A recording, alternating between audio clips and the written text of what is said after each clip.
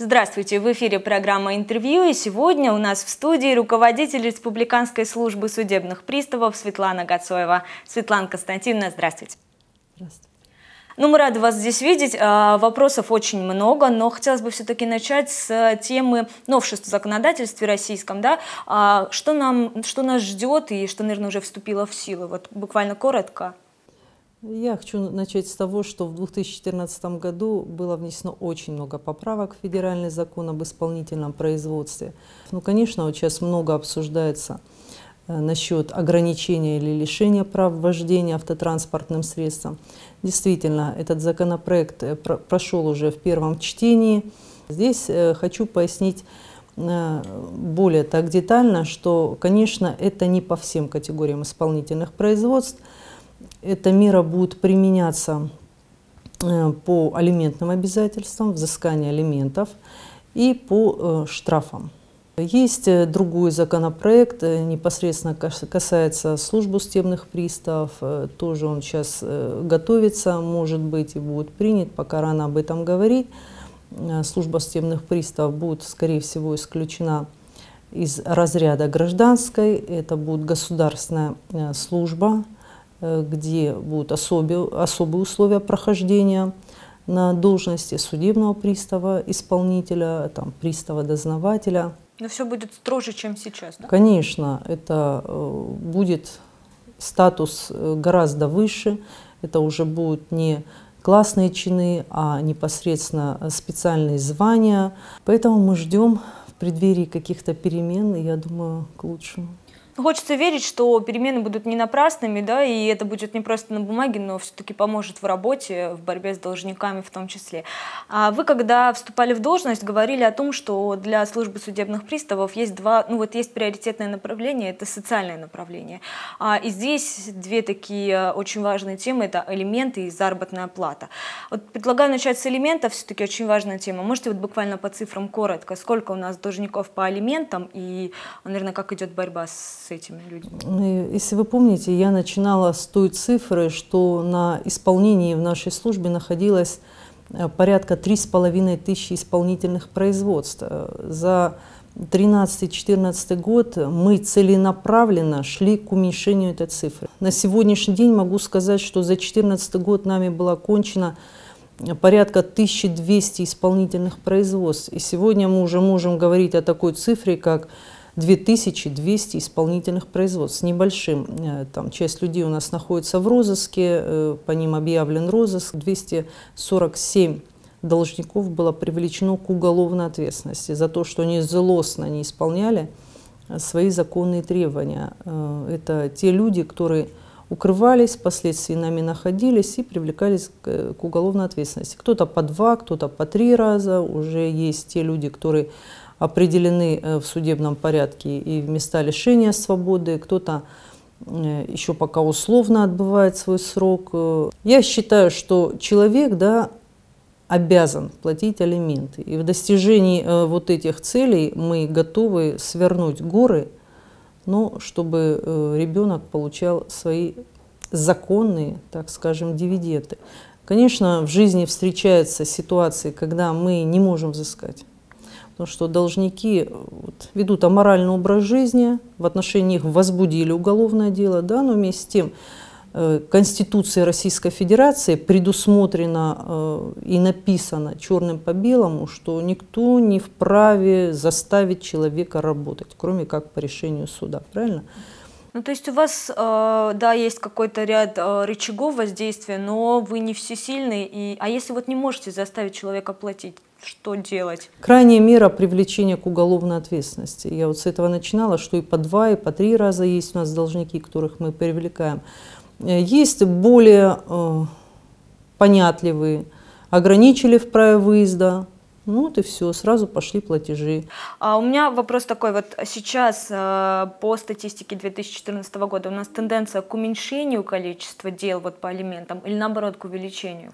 И с чем связано такое? Поступает количество исполнительных листов такое же, как и в 2013 и в 2014 году. Уже в редких случаях доводится ситуация, до уголовного дела, иначе бы у нас было не 247, а, наверное, по 1000.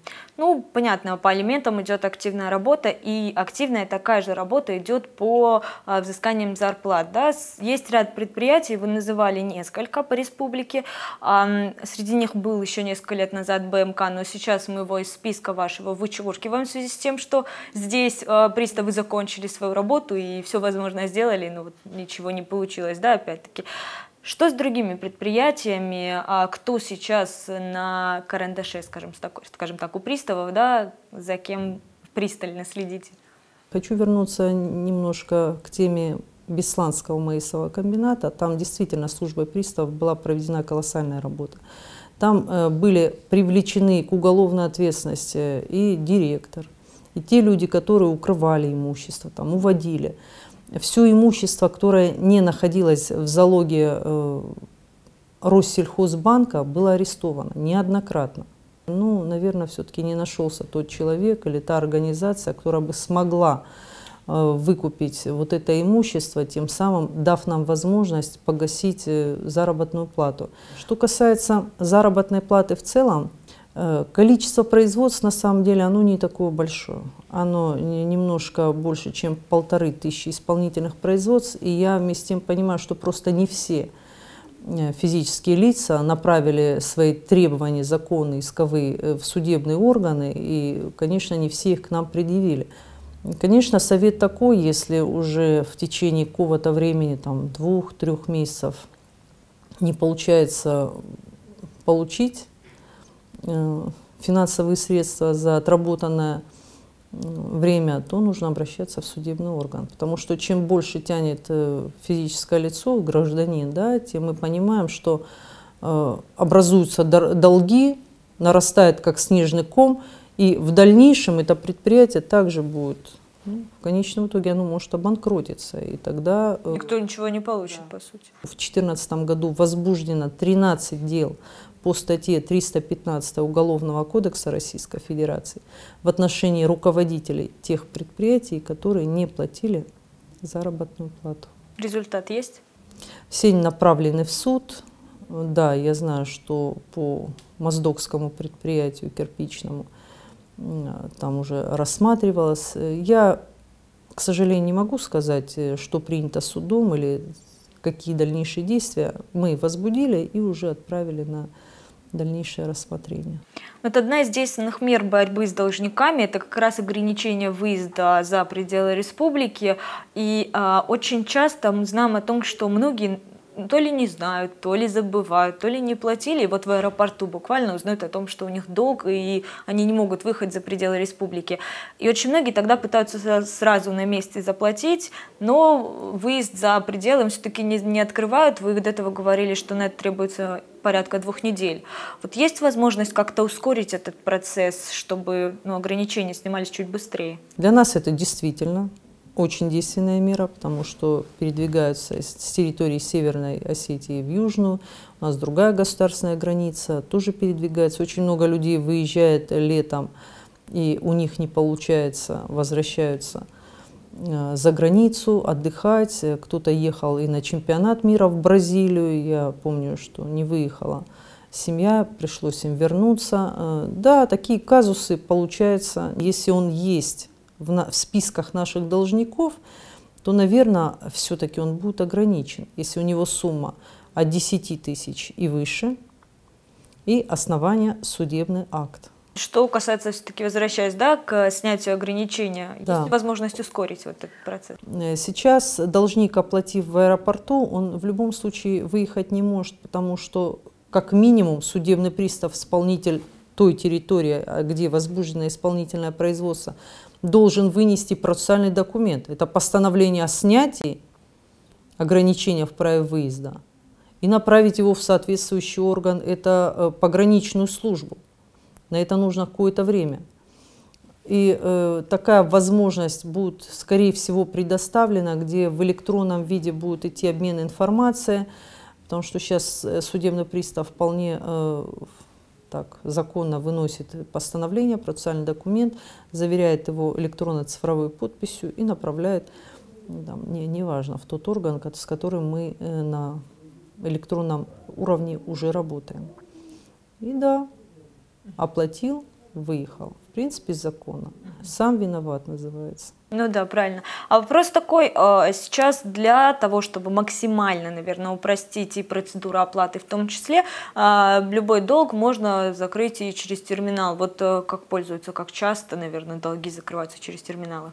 У нас есть соглашение буквально со всеми. В первую очередь это Сбербанк России и Киви через любой терминал. Здесь Дигбанк был, но сейчас Дигбанка нету. Есть наша программа, где должник может спокойно взять и заплатить. Конечно, платим. Мы исключаем эти моменты принятия непосредственно финансовых средств через квитанции. Я вообще это исключила. В крупных отделах этого нету. Да, конечно, у каждого пристава есть квитанционная книжка, он может в ходе исполнения, выезда где-то принять денежные средства, выписать квитанцию. Это нормально. Но в каждом отделе у нас стоит банкомат Сбербанка и Киви, где должник приходит, ему показывают, пожалуйста, вот здесь там 10 рублей, самое большее, там 10 рублей, это процент, ну, заплатите, и уже квитанцию предъявите судебному приставу. Вот если говорить как раз об оплате долгов, есть такая возможность, как списание с банковской карты напрямую. Вот насколько, наверное, распространяются права пристава в этом направлении, да, без разрешения, без ведома хозяина карты может списать вот служба деньги? Конечно, может списать. Есть решение суда, направленное на то, чтобы взыскать с должника финансы. Мы возбудили исполнительное производство, и дальше мы во исполнении решения суда, это не самостоятельная там инициатива судебного пристава, начинаем разыскивать имущество. И мы понимаем, что счета – это первое, на что можно обратить взыскание, да, потому что практически у каждого есть зарплатная карта, практически у каждого есть счета, на которых аккумулируются какие-то денежные средства. Кто-то, может быть, получает пенсию. И вот здесь мы заключили федеральный уровень, у нас полностью освоена эта ниша, и региональный уровень. Мы списываем денежные средства. Да, мы после 5 дней, пока идет добровольное исполнение, потом судебный пристав спокойно списывает денежную сумму, которая необходима для погашения, и плюс еще сбор исполнительный, это 7%. Ну, если говорить о долгах, да, вот мы сейчас поговорили об алиментах, о зарплате и так далее, вот есть очень много долгов в сфере ЖКХ. Очень часто эти долги копятся, достигают огромных просто сумм, и какие вот рычаги воздействия здесь, то есть, понятно, те же самые, да, списания и так далее. Вот есть очень многие те, кто не может заплатить просто никак. Нет работы, нет имущества, ну, вот нечего с него взять. Что делать? У нас на исполнении находится чуть более 30 тысяч исполнительных производств, а взыскание в пользу пользования за газ, за свет, ну, иные там за воду, неважно. Это структура ЖКХ. Действительно, там процедура точно такая же. Единственное, конечно, и мы выходили с этим предложением, у нас, как правило, один должник. На одну квартиру один должник. Этот должник вполне возможно не работает, находится там дома на иждивении кого-то. Вот если бы суды выносили, я просто сейчас не могу уже более там детально сказать, на то количество людей, которое находится в этой квартире, да, солидарное взыскание, так скажем. У нас была бы возможность более эффективно отрабатывать эти производства, потому что вот оформить договор на, допустим, меня, я проживаю со своей семьей, да, я не работаю, с меня ничего не взыщешь. А вот, допустим, с моего мужа, который работает, с него можно взыскать, но на него лист не пришел исполнитель. И получается так, что домой пришли судебные приставы, а там имущество, на которое обратить взыскание в соответствии с законом, невозможно. Из 34 тысяч, которые у нас находились на исполнении, 24 мы окончили. Окончили. Это фактически, где уже заплатили, да, закрыли долги?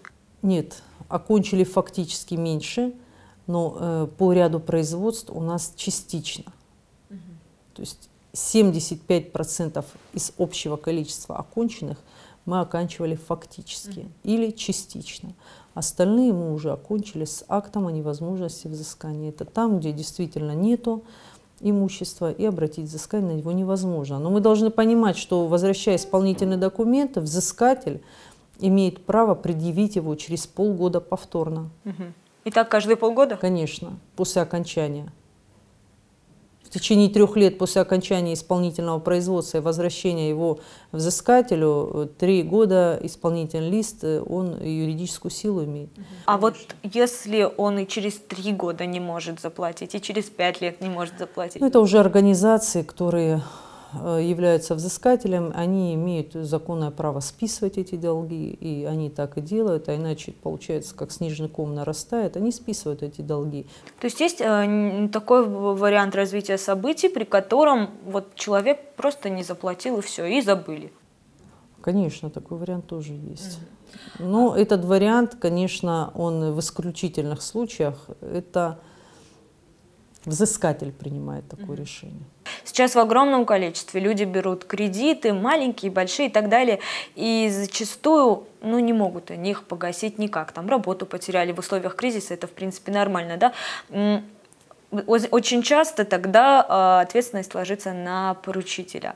И вот в этом, наверное, очень такая большая несправедливость, когда приходится, там, не знаю, отдавать даже свои собственные вещи какие-то в счет погашения чужого долга. Вот есть какой-то вариант, при котором поручитель может уйти от уплаты долга чужого? Совершенно верно вы сказали. Варианта уйти от уплаты долга нету.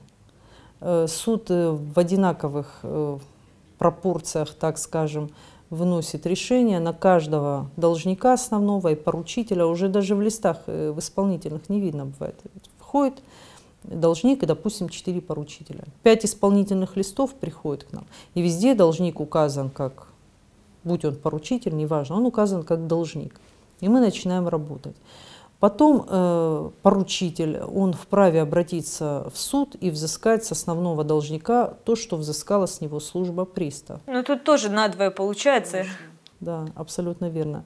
Как правило, поручители все платят по основному должнику. Потому что должник, когда берет кредит, очень много мошенников, и мы много материалов действительно направляем в правоохранительные структуры, потому что заведомо беря кредит, он уже начинал там уводить какое-то свое личное имущество, там продажа автотранспорта, там, дарение квартиры или там земельного участка. То есть должники уже заведомо знают, что они будут избавляться от своего имущества, чтобы в дальнейшем не платить по долгам.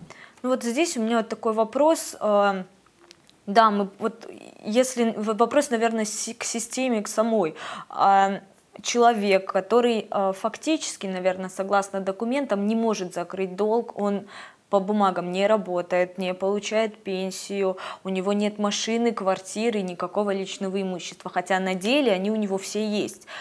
Какая-то, вот, не знаю, разработать какую-то систему, или вот никак нельзя наложить на арест машины, которая вроде как должника, но по документам не его. Вот никак нельзя? Нет, есть судебная практика, довольно-таки успешная, и у нас есть своя практика, где мы в суде доказывали, что это имущество формально оформлено на третьих лиц, а непосредственно принадлежит нашему должнику. Это у нас очень активно эта практика распространена, и действительно, где есть информация о том, что в момент там, рассмотрения судом основного иска в отношении, вот он начинал уводить свое имущество. И тогда суд вполне возвращает имущество, так скажем, на круги свои, мы дальше уже с ним работаем. Это арест с последующей реализацией и перечислением денег взыскателю.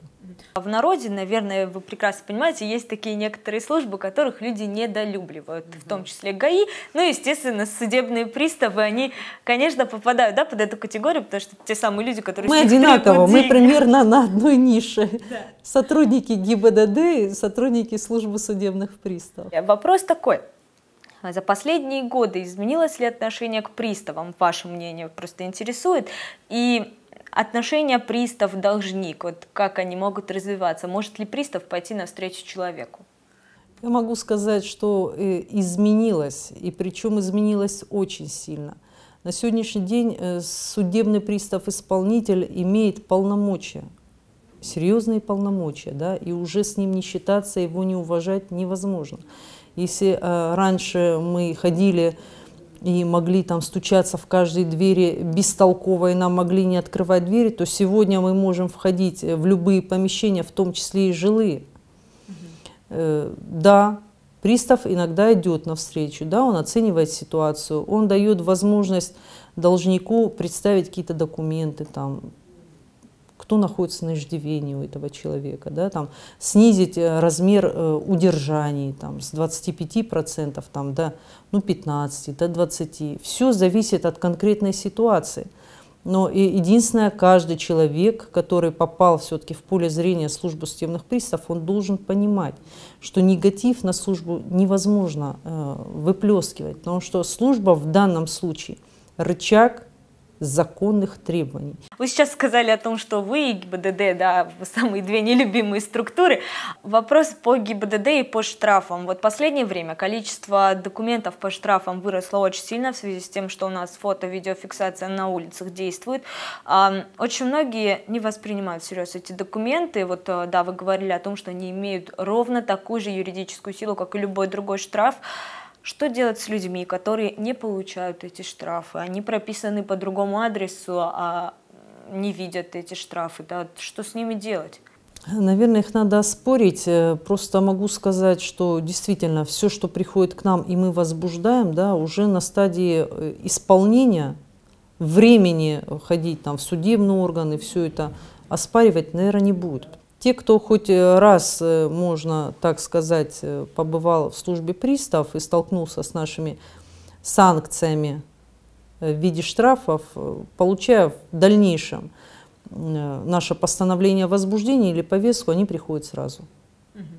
У нас порядка 56% должников уплачивают в добровольный срок, вот в эти 5 дней. Получили повестку и тут же пришли и заплатили. Раньше эта цифра колебалась 10-12%. То есть мы можем говорить о том, что мы... Ощутимый рост. Да, мы так эффективно работали, правильно все делали. Сейчас должник уже адекватно реагирует на наши постановления. Ну, тут хочется, да, обратиться к людям. Есть возможность на сайте службы судебных приставов вбить свое собственное имя, узнать, есть ли за тобой долги, и, наверное, уже потом решать, что делать. Проще простого. Вводите свои данные, фамилия, имя, больше ничего не надо. И в дальнейшем вам весь перечень исполнительных производств, который в отношении вас возбужден, он прям выскакивает, и вы можете оплатить в электронном виде, можете распечатать квитанцию, прийти, оплатить самостоятельно и нам квитанцию привезти. Там предоставлен огромный перечень услуг, только бы они все платили. Чтобы не попасть в ситуацию, с которой можно так столкнуться, и свидетели этого могут оказаться, и соседи там. Ну, конечно. Вот такие ситуации чаще всего в ходе рейдов случаются. Вот что у нас с рейдами, насколько они эффективны? В 2014 году мы провели более 80 рейдов. А эффективность какова этих рейдов? Эффективность, вы знаете, сарафанное радио, 1-2 в течение, там, пусть это не все, но 1-2. И потом мы и в новостной ленте про них расскажем, и в СМИ про них покажут, да, там где-то на экране они себя посмотрят. Домой приедут, там расскажут, что изъяли там магнитолу, допустим, из автотранспортного средства. И уже другие тоже подумают, может быть, пойти узнать, если на нас долги. Должники, так скажем, пошли более понятливые. Ну, вопрос вот сейчас, если говорить о более понятливых должниках, все-таки хочется такой вопрос задать. Не бывали ли случаи, когда, наверное, агрессия какая-то в сторону приставов, нападения, может быть, что-то такое? Чтобы нанести какой-то ущерб здоровью, да, такого у нас не было. Но у нас есть случаи, когда агрессивно реагировали в сторону приставов, да, там это выталкивали, закрывали двери перед носом. Ну, я что могу сказать? У нас целое подразделение судебных приставов, которые обеспечивают защиту судебным приставам-исполнителям. Ну, хочется верить, особенно учитывая то, что вот вы называли цифры ранее, да, в одном из интервью сказали, что ну, почти 50 на 50 соотношение мужчин и женщин в составе, да, службы судебных приставов. Да, сейчас соотношения немножко изменились, потому что меняются условия, меняется и состав. Пока у нас 300 на 180. Без аппарата у нас мужчин больше, женщин меньше. А в завершении, Светлана Константиновна, вопрос более личный, наверное, да? Вы руководите таким сложным ведомством, которое больше, наверное, мужское, да? Но при этом, при всем, вы такая статная, красивая девушка. Не было сложно, наверное, как-то взять всех в подчинение, или там не приходилось добиваться авторитета в глазах подчиненных или в глазах там коллег вот в первое время? Девушку воспринимали как? Что я могу сказать? Наверное, как воспринимали те люди, это их дело, да? Как я себя преподносила, это я могу сказать, что я себя преподносила как профессионала, это, наверное, в первоочередном порядке. И если брать мое управление в целом, да, управление службы приставов, я никогда не замечаю, что кто-то думает о том, что я просто девушка, симпатичная, сижу там, руковожу, ничего не делаю. Нет, такого нету. Ну, хоть да, важно, наверное, все-таки понимать, что главное знание и главное умение. Это самое главное. Но хочется верить, что под вашим контролем ведомство достигнет больших успехов. Мы в это верим, мы видим результаты за последние годы. Но хочется все-таки, опять-таки, надеяться на то, что отношение людей к вам тоже изменится в лучшую сторону. Мы вам этого желаем. Светлана Константиновна, вам спасибо, что вы сегодня пришли к нам в студию, ответили на наши вопросы и удачи в дальнейшей деятельности. Спасибо вам. А нашим зрителям я напоминаю, что сегодня у нас в студии была руководитель Республиканского управления службы судебных приставов Светлана Гацоева. С вами мы увидимся ровно через неделю, в следующий понедельник. Меня зовут Яна Гайгиева. Всего доброго и до встречи.